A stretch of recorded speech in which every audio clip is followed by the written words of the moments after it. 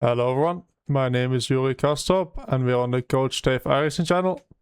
And today we have a special guide for you, one of the biggest special events of the year, the Spa-Francorchamps. Huge grids, amazing track. Track can have some interesting weather happening as well. We don't know the weather's forecast yet, but very special race that's held every year. And on iRacing we have the 24 hours as well. Can't wait to get going with that. And in this guide we'll go over everything that you need to know to get prepared the best you can, going from car choice, strategy, lap guide, what to look for, how to basically manage your race in the best way possible to get the best result that you can possibly get. So without further ado, let's get into it and see how we start with the lap guide. Here we are about to start our lap. And let's do this a bit different than we would normally do a track guide. This is the middle of the stint. And I want to take care of my fuel, the tires and the car. So let's drive how we would normally drive. 24 hours is quite hot during the day stint. For turn 1, want to look in the markers on the road, get the car over to the left. Small lift before, ease it on the brakes. For a nice exit.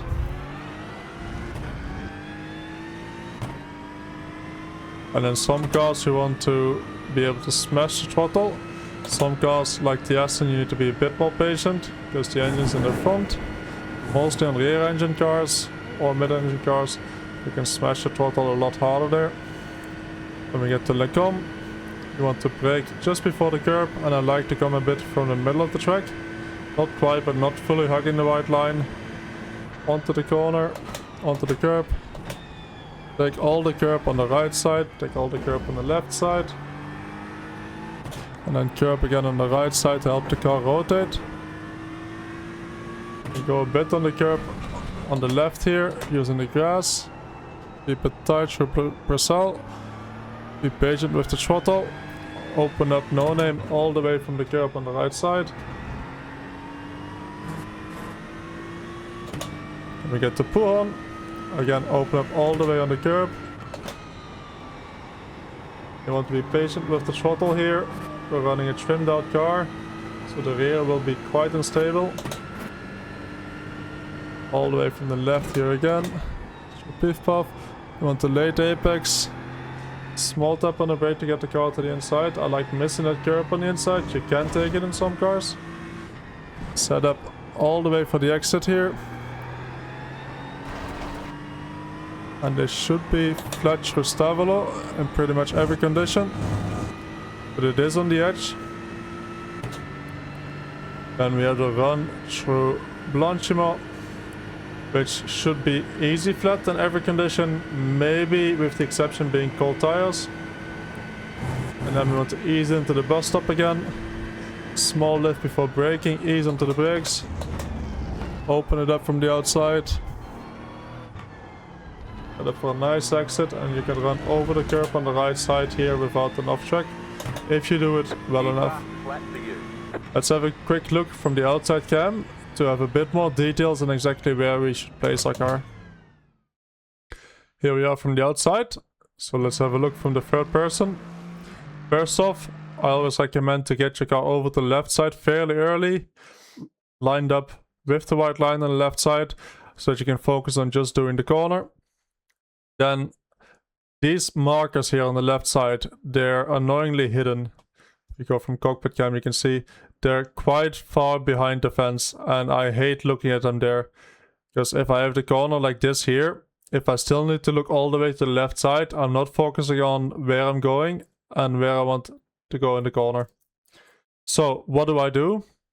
There are these two markers on the road that I use as a reference.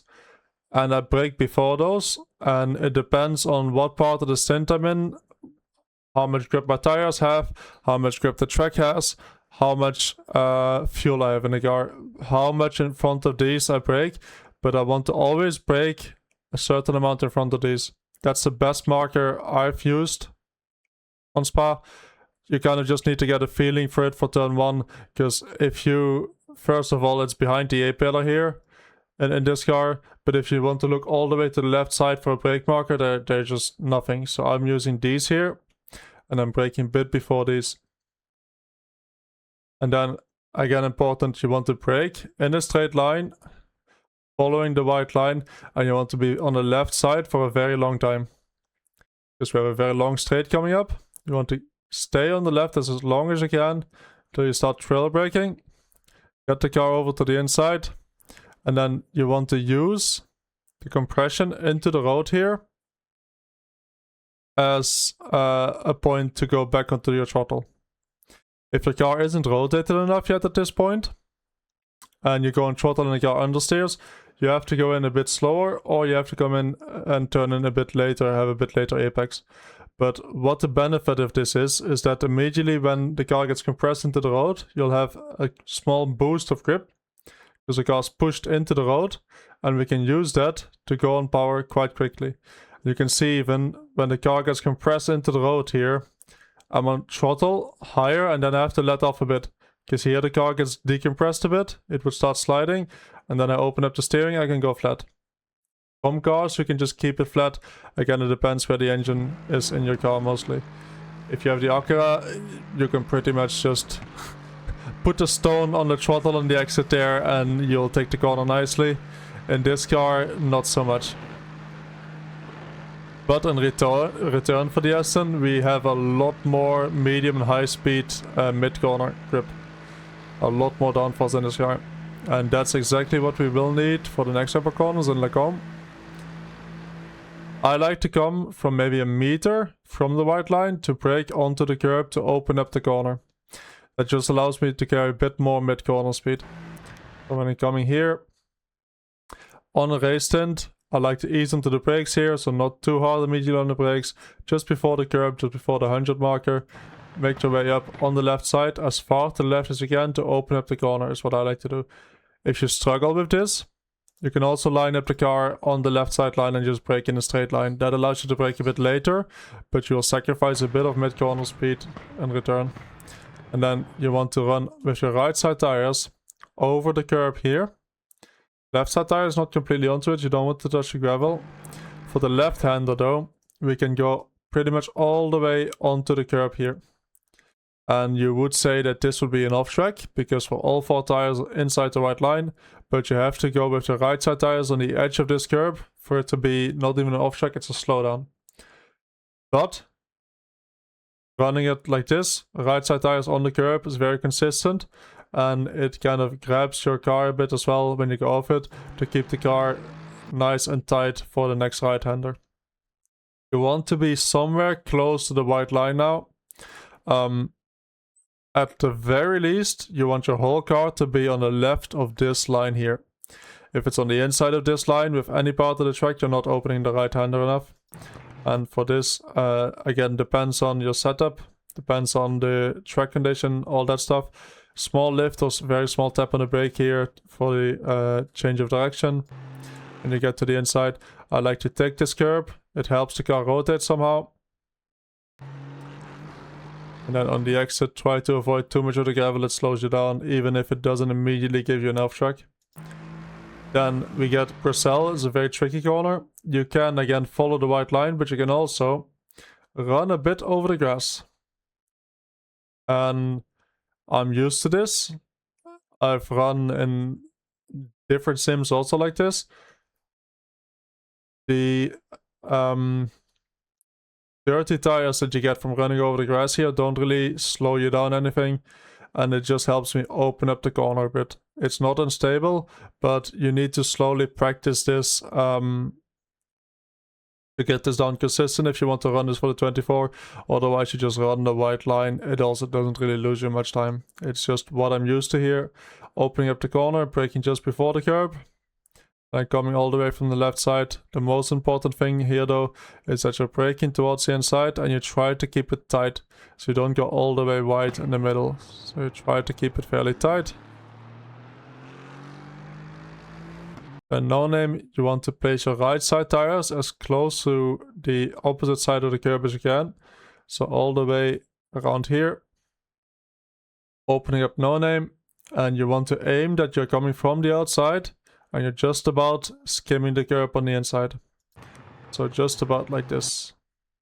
You don't want to hit this big anti-cut here, you want to get fairly close to it. As long as you're hitting this curb quite late, you want to apex quite late. Back on the power, and just like the previous big exit, you do not immediately get an off-track here if you hit the gravel, but it does slow you down quite a lot. So you want to be right on the edge of the gravel. And for Pujon, this one is quite easy. Just put your car all the way on the curb, as far as you consistently can to the grass. If you hit the grass 1 in 10 times, you're too far because it's a very long endurance race. If you can consistently put your car on top here like this, put it as close as you can to the grass here on the right side. Small tap on the brake, and careful because normally the setups here are quite trimmed down on the rear wing. That means especially Pujon, the rear will be quite loose. How can you combat that? Brake a lot when you're going straight, so you don't have to brake a lot when you're starting to turn here. Slowly ease into the throttle because the rear will be unstable. Then we get P5, bring it to the left side. You can very easily save a bit of fuel here. Ease onto the brakes again. You want to late apex. Don't apex too early here. Small tap on the brake in the middle here, and then you can either run all the way over the curb or miss the curb. I normally like missing the curb, being right on the bottom here. Careful again, running too wide on the exit here. Then comes a very deceptive corner. You need to be very, very slow onto the curb here, and you need to brake before you hit the curb even. And again, the more you can hit the curb, the more you can open up the corner. You want to be on the outside as far as you can and set up all of this for the exit. You don't want to overshoot at all. You want to be at the corner here, you want to be flat quite early. And don't take too much of the gravel on the left side. This would be maximum, even a bit too much. And then you have Stavolo, which as long as you turn in quite late, later than you might initially think, should be quite easy flat, even over the bumps here.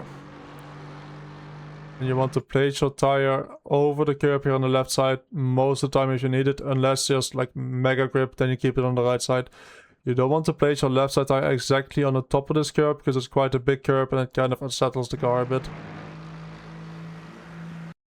And we have to run to Blanchimont, which is just easy flat. Just if your car's any unstable, keep in mind that your front end is stronger than your rear end, so if you turn the wheel too much, the rear will probably go. So you need to be careful on your wheel, but it should be quite easy to take this flat nowadays. Except for cold tires, be careful there. And then for the last corner, again, I like to look at some markers on the road. It's quite tricky, but it is what it is. There's not really any good markers here. And I like to brake a bit from the, not center, but maybe 30% off the left onto the curb. How does that look like? From here, I start braking depending on how much I'm pushing. I'm looking at these tire markers, this white line, this tire marker. From the car like this, I'm looking at these. And I try to brake around this one. So around when I get to here, I start braking. If you're pushing more for a quali lap, you can start looking more at these. There is nothing really on the left side to look at, which makes this very tricky. And especially if you're behind someone or in the night, it's a bit harder to see. One of the challenges. It's one of the challenges. And braking from not quite on the left side, I like to brake to the curb here, open up the last corner. And then last corner also important. You want to sacrifice the right hander a bit, that I'm entering the left hander from at least the middle of the track. If you overshoot it, you're all the way on the inside here, you're just going to sacrifice the exit too much. And talking about the exit, you can run over the curb here like you see. The left side tire needs to stay on the left of this drainage pipe here. For me, if I keep my tire exactly on the left of this green and colored curb, I don't get the off track. If I go slightly over, it's quite easy to get the off track. So it's quite on the limit for qualifying. If you don't need it, I wouldn't use it unless you're very consistent on it. And then rolling off of it, You can kind of just run quite straight here when the curb ends, as long as you're left of the drainage pipe. I think it's fine. And that's a lap around Spa in quite hot conditions. How I would manage a race stint. Now I'd like to have a quick part about race strategy.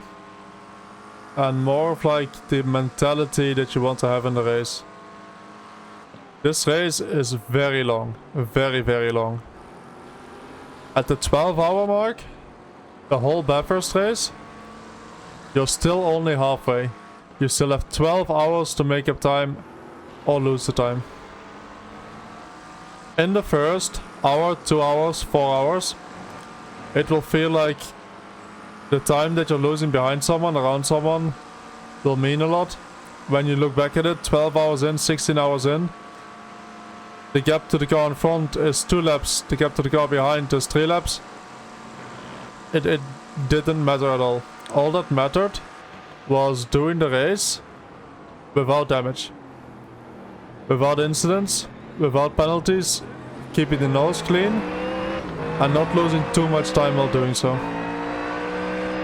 And here we are, when you look in the DTM race that we had, that was pretty good practice already for the 24. Where you see when you start to fight too much, and this is a shorter race, so you have to fight a bit more, how it can very, very quickly end your race.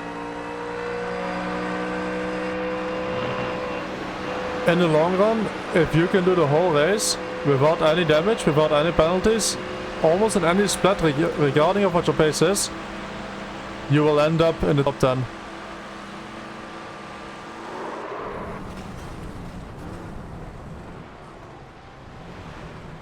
And you can see here, just being 5 centimeters too close to the car in front, trying to keep the position, which will also be something that you feel like doing in the 24-hour race, because sometimes it feels like it is important. Those couple seconds in a moment feel like they're very important. They end your race just like that. And a sprint race, that's alright, but in a 24-hour race, you have to justify this not just to yourself and to your teammates. So try to be restrained. I know it's hard, but if you manage the whole race well, if you manage no damage, no penalties, no anything, I challenge you to find anyone that did a race, executed it well, in a split where they belonged, and they do not finish top 10 in a 50 or 60 car field. Then let's get over the strategy for this race, the fuel and tire strategy. Quite obviously, you want to take full tank every pit stop. This will be a very long pit as well, because we have the normal GP pits here and the next pits. So if you can, make sure to avoid the splash and dash at the end. How do we do that? You calculate how much time is left to the end, how many stints you can do. If you can save 1 lap per stint and save a splash and dash, that's definitely worth it. Maybe even 2-3 laps per stint by lifting and coasting a bit into the corner can be worth it, again, because the drive-through through the pits here is so long. For tires, this will be different to different previous special events. With the new update, I think the tires are done separately to the fuel, meaning that it will take about, I think, an estimated 20 seconds around there to change your tires. I don't think though, under any conditions, especially when it's hot, but I don't see any conditions where you wouldn't want to change tires, because 20 seconds over a whole hour is not that hard to make up. But there could be cases, for example, where it might start to rain very soon. You don't expect to be out for the full hour, or you need a splash at the end, where it can be very nice to not take those tires and save that time in the pits. Maybe there's a time at night when the track temp is cooler, where it could be possible to double stint the tires, but that would require some testing. I think the default for now should be to just change the tires in every stop where you expect to go the full tank until you stop again. A quick note about the tire strategy. You would want to change the tires in every stint, but that doesn't mean that you can just trash them. Lifting a tiny bit before the braking, easing the car onto the brakes, easing the car onto the corners, Making sure you not overshoot the corners will gain you a lot of time in the long run. If you want to have a bit more detailed video about how I do my race strategy in terms of pushing into the corners, I have a video about trail braking and brake overlap where I go into the details of those. What it comes down to is a small lift before you brake and slowly applying the brake pressure. It slows the weight transfer from the back of the car to the front of the car when you apply the brakes, and over a long stint it improves the tire life a bit and you gain time. You gain a bit of fuel economy, but you also gain time. So especially in these endurance races where you have very long stints, it's something to try to get used to, because you will be having an edge over the competition when they are just going flat out the whole stint long. And then I want to mention, when you're driving, and this will especially apply to the first couple stints in the race, there's so much of the race left, but it's very easy to feel like those positions you need to make up in front of you are very important. And very rarely they can be. Most of the time, if you think about it, at the 12-hour mark, the gaps will be big. There'll be maybe a lap in front, half a lap behind. It comes down to the pace that you have, not to whether you pass the car at the start or not. It comes down to whoever has damage, who picked up small things during the race, who picked up a small penalty, things like that. It doesn't really come down to that pass you made at the start. And about those passes, I want you to set I advise to set a limit in your mind. If you are not going into Les Combes or towards the bus stop, unless there's something crazy happening and someone is on cold tires or they're on rain tires when it's dry tires when it rains, unless those things happen, do not try to overtake in any circumstance. It is just not worth it. There's such long straights on this track into Les Combes, like you can see here, or into the bus stop, that passing there isn't just much less risk, it's also faster. Because when you pass on the infield, very often you end up side by side, sacrificing your entry at the very least, and losing more time than just getting past on the straight. So to mitigate risk, to kind of get to the end the best way possible, just don't even think about it. Don't even think about passing any of these corners here. Don't even think about passing after Pujon here. It is not worth it.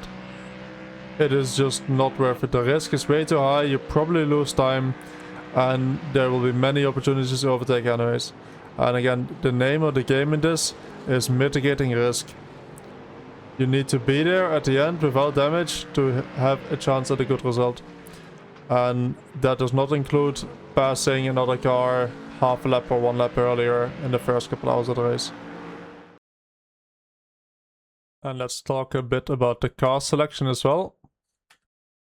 There's a couple cars here that suit the track naturally quite well, also for a long stint. Of course there will be a separate bob that will change a bit which car I would recommend. But a couple cars that work very well here for long stints. First off, Mercedes. It's very comfortable to drive over the stint. Without a bob though, it's not the fastest. Talk about the fastest without a bob. They look like to be the Ferrari and the Ford. The Ferrari suits this track very well. The Ford maybe not as much, but it's very fast in a straight line. That makes it very good over a single lap and a shorter sprint race. It might struggle a bit more over the longer stint, but again, if it has that good pace, it will also be good in the long run. BMW is always a good balanced choice around here. It should be pretty good over the long run. I would stay away unless the BOP heavily favors them from the Acura, from the Lambo, and from the Corvette. Maybe also the Porsche, with the main reason of them being that they rely on using the tires a bit more and then lose a bit more performance on the long runs. This track has quite a lot of high-speed corners, so if you have a car that stays balanced over the stint, doesn't punish the tires as much as those cars, it's going to generally be a bit faster. So cars to look out for, as I said, Aston Martin should be good, BMW should be good, Ferrari suits the track well, Mercedes suits the track well.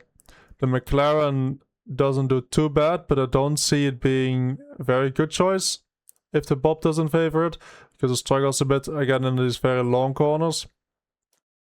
The Ford can be very, very quick, but it can also be taken away very, very quickly with a bit of BOP. The Lambo can be very twitchy around here, needs a good bob. The Porsche will probably drop off quite a bit on the long run pace compared to qualifying and sprint.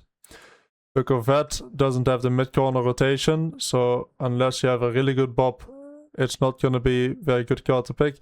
The same thing for the Acura. Unless it's flying, it's not going to be a good car to pick. And yeah, the Audi is the same as the Lambo. And those are all the things that I think you need to have a successful 24-hour race. Stay consistent, manage traffic, manage the other cars on track, mostly manage your own car, manage whatever the weather throws at you, and do all of that with a good consistent pace, and you will have a good result. The pace for most splits will not be the main factor of deciding the races. It will be how consistent and how good you are as a unit, as a team. Pace will help, but it won't be everything. I wish everyone good luck and a lot of fun participating in the event. And if you want to see more videos like this, make sure to subscribe to the channel.